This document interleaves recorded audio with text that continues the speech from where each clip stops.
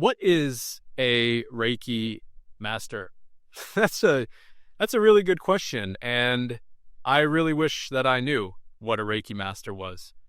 And I know that that might sound a little bit counterintuitive. That might sound like, that I'm leading you on the video or whatever, but hear me out. Because I think this is a really important concept to internalize, to understand, and to approach with a deep degree of honesty when it comes to your own practice. Now, so many people watching, and I hope a lot of you are new to the practice of Reiki. I hope that you have just sat Shimpuden or the master level, or perhaps, in one of the lineages or branches of Reiki that you're practicing, you've just completed it. Congratulations. This is the start of a very, very beautiful journey for you. And I hope that this video will help to deepen that journey and deepen your understanding and integration of the practice. And also, if you're a seasoned vet, like I am, it's always worthwhile to continue to reflect on what the practice means to you, how it is helping shape your own journey in your life, and how it is working to create increasing levels of hopeful internal peace. So, this idea of calling ourselves a Reiki master, I've said this many times on the channel here, but I wanted to go into it a little bit more in depth. If we think about the term Reiki, the general understanding or the general interpretation in brief of the term Reiki means universal energy. So to call yourself a master of Reiki would imply that you have mastered your relationship with the energy of the universe. Now, maybe, but, we are all suffering. We are all in this embodiment, and we are all dealing with or grappling with the ultimate reality that our existence is impermanent, that we will die. So we struggle our whole life to deal with the duality of this very existence.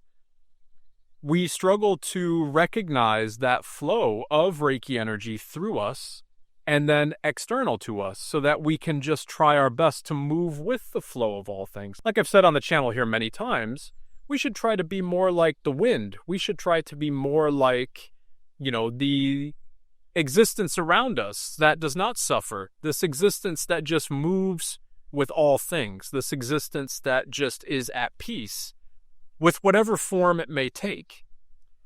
We don't need to try to be anything. We don't need to try to have any outcomes or to channel anything or to recognize any depth of our practice. But instead, we should try our best to be at peace with the practice. If we can be at peace with the practice of Reiki, then it begs to question, how can we be a Reiki master? By simply calling ourselves a Reiki master, it implies that we are not at peace with the practice itself.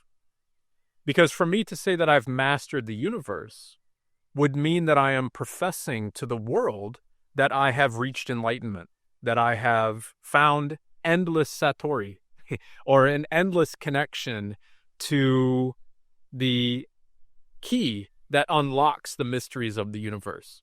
Now, you may believe you found that. You may think that in your practice, these things are happening, or you're channeling, or you're getting information, or whatever it might be. And that is very really happening. I'm not saying that doesn't exist.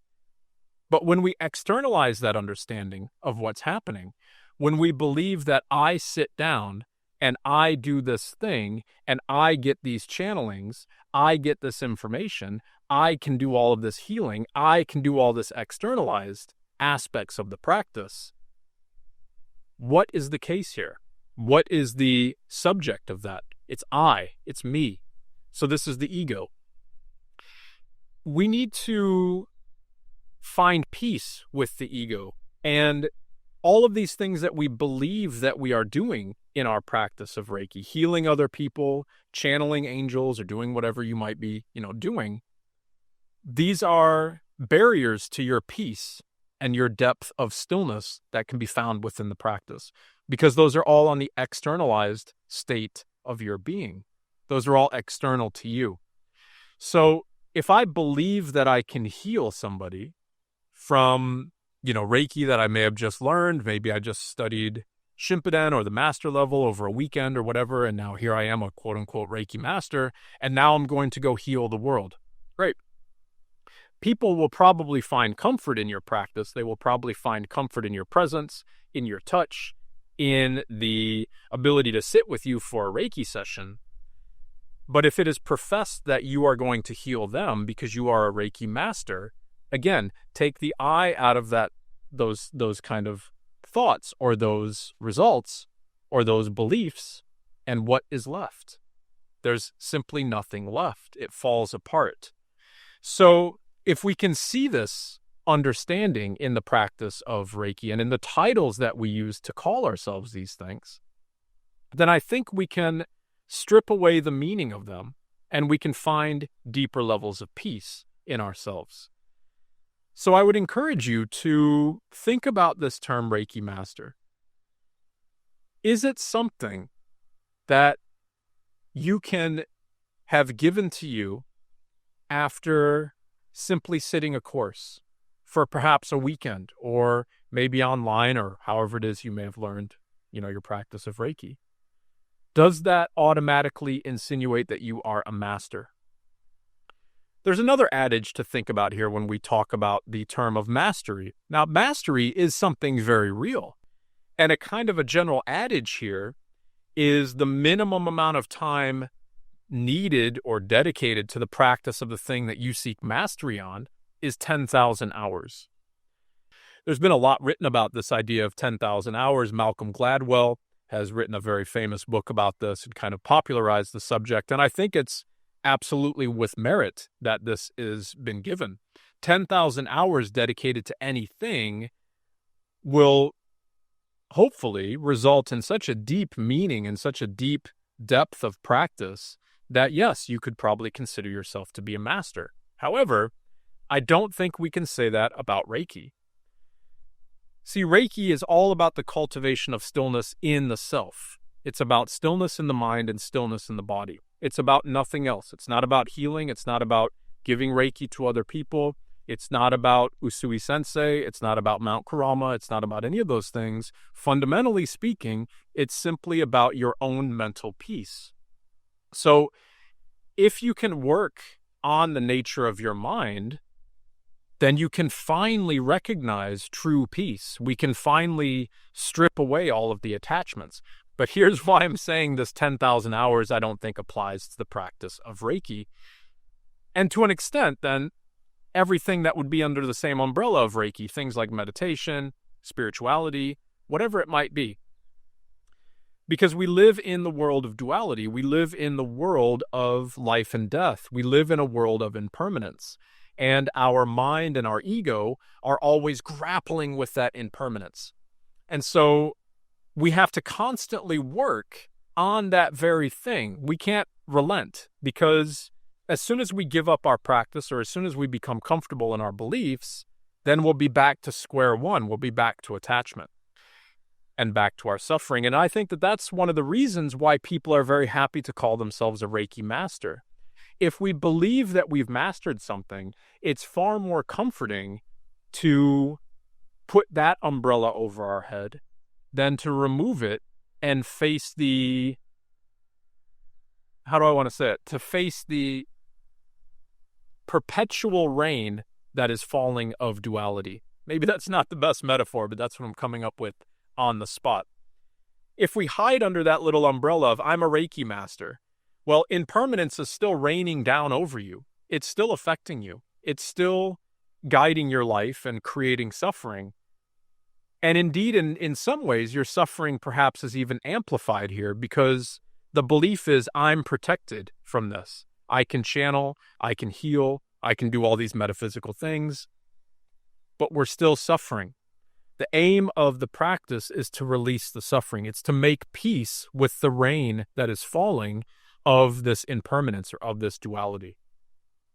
If we can make peace with that, and we can recognize that there is no rain, that we are the rain, that they are interchangeable, well, then we have nothing to fear. And then we have nothing to worry about. We have nothing to be angry about. Koyo dake wa ii karuna, koyo dake wa shinpai suna. The first two guiding precepts of the practice of Reiki. Just for today, do not anger. Just for today, do not worry. What if we call ourselves a Reiki master in relation to the guiding precepts? You know, when I was going around, and I used to, for sure, call myself a Reiki master for the first couple years of me doing this professionally, and also before I started teaching and everything, I've for sure used these terminologies. And I noticed that this was actually going against those first precepts. Because, see, if I call myself a master of something, a master of Reiki, for instance, well, then what happens when I fail? What happens when I have a difficult day? What happens when there are bumps on the journey? Those bumps could be professional, so maybe you have less clients coming, maybe your business is not taking off, maybe it's hard to get your voice heard, all of those types of things. Or it could be personal. Why is Reiki not helping you release your trauma? Why is it not helping smooth out the turbulence that's inside your mind or your body to let go of attachments and so on? So we have these very real life examples of friction that are presenting themselves to us, but we call ourselves a Reiki master. So if I'm a master of something, I shouldn't be disturbed by these frictional events. Yet we're still disturbed by them because we're not looking inside. We're not looking into where these aspects of friction really lie to work on finding peace and making peace within that space, right? So hiding under that umbrella or that title, it might be comforting at first. It might be encouraging. It might, give you the confidence to move forward in your practice. But at some point, and I think really the sooner the better, at some point we have to let go of these things. I don't know any, kind of prominent figures in the Reiki world. Or, for instance, when I'm in Japan and working in Japan, I really can't think of anybody, and I'm actively right now trying to do so. I can't think of anybody there that calls himself a Reiki master. And definitely not a grandmaster or anything else like that. I can't think of anybody in that world, people who have been practicing probably far more than 10,000 hours and so on, that would say that they channel things, or that they download new symbols, or that they upgrade everybody's energy or whatever. I can't think of anybody that honestly says that. Dishonestly, yes. Or with a bit of confusion, perhaps. A bit of youth in the practice, perhaps. Maybe they are new to the practice, yes. That's normal. But with honesty, by being led by the precepts, and by constantly turning into yourself, at some point, the student or the practitioner of Reiki should recognize that these titles are another form of entrapment and suffering. So what can we do? Well, maybe we can begin to recognize that Reiki is nothing for the external world. It's just for yourself. Maybe we can begin to recognize that it is something that you are practicing. It is something that you might consider that you're doing. Maybe you think about your daily self-practice. Maybe that's something that you do. Do meaning you sit down and you engage in your nightly or daily self-practice, just like I do, like I will do tonight. I will sit down and I will do my daily self-practice. However, at some point, the doing has to change to being. The being of Reiki is it's the dividing line, I think, in my opinion.